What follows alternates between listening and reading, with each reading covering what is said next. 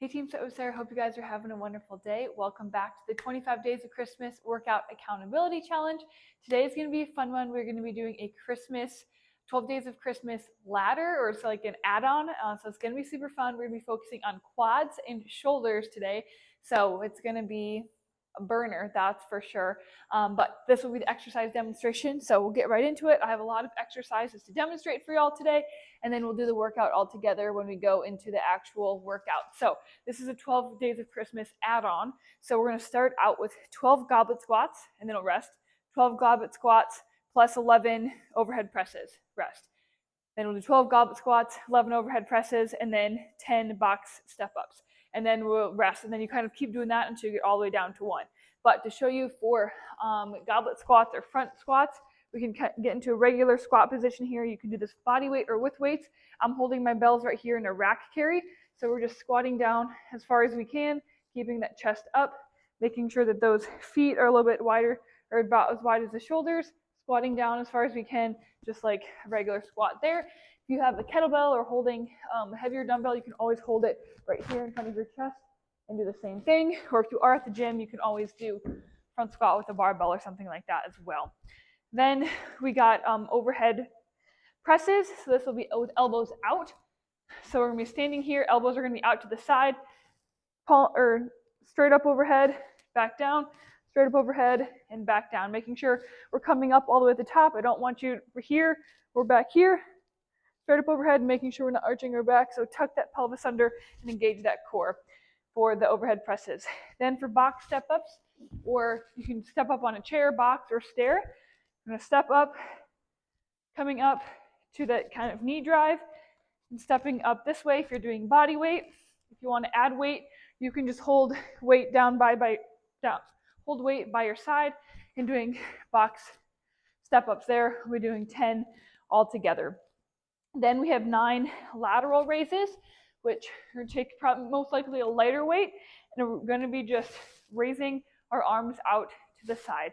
One thing you want to keep note of is that we don't want our elbows locked out, but we don't want them fully bent either. So we're kind of being like in a loose position, and we're just going out to the side. So you can see from the side here, my arms aren't straight, they're not bent, they're just kind of loosely out, but my palms are facing the ground the whole time, and I'm not trying to come all the way up to here just until that T.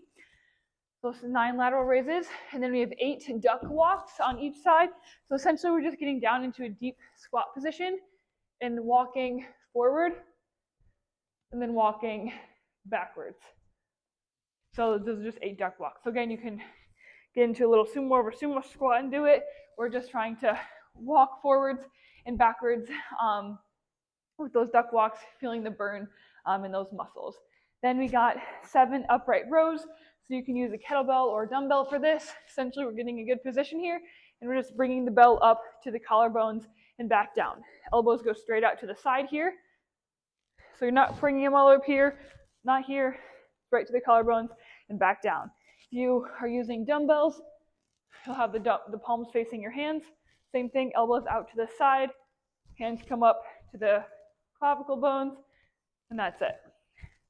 So it should be working your delts a little bit. Then we got, so it's 7 upright rows, and then we got 6 reverse lunges on each side. So remember, for a reverse lunge, we're going to be stepping backwards. So you can either hold weights down by your side for reverse lunges, so you can do 6 on each side, or we can hold them up in a rack carry and do them that way, making sure we have 2 90-degree angles in our legs. Then we got 5 overhead presses, elbows forward. So like earlier, we did our overhead press with the elbows out. This time we're going to bring the elbows forward, do overhead press this way, as it slightly works different muscles on that shoulder. Our shoulder kind of has 3 main, as an anterior deltoid, lateral deltoid, and then posterior deltoid. So make sure we're working all of them.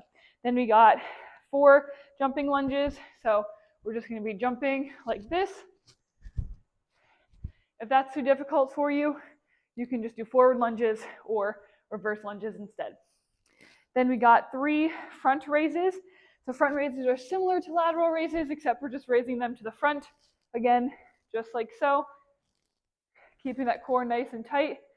We're not raising them all the way up here, just to the shoulder level and making sure we're not bouncing off our hips or anything like that either. We got 3 of those. Then we have 2 lateral lunges. So again, we can get to a super wide stance here, do more of like a Cossack squat. We got the lateral. You can hold weight in the rack carry. You can hold weight down here. But we got 2 on each side. And then we have 1 push-up. So you can do a modification for push-up, doing them elevated against your couch or countertop. We can do a push-up down onto our knees, making sure we're touching our chest, or we can do a full push-up just like so. So again, it's going to go 12 squats, 11 overhead, 12 squats, rest, 12 squats, overhead presses, rest, 12 squats, overhead presses, box step-ups, and we're going to keep going in that order until we get all the way down to 1. It'll make more sense when you do the follow-along video with me, so we'll be able to do it together. But I wish you the best of luck, and hopefully your quads and your shoulders will be burning.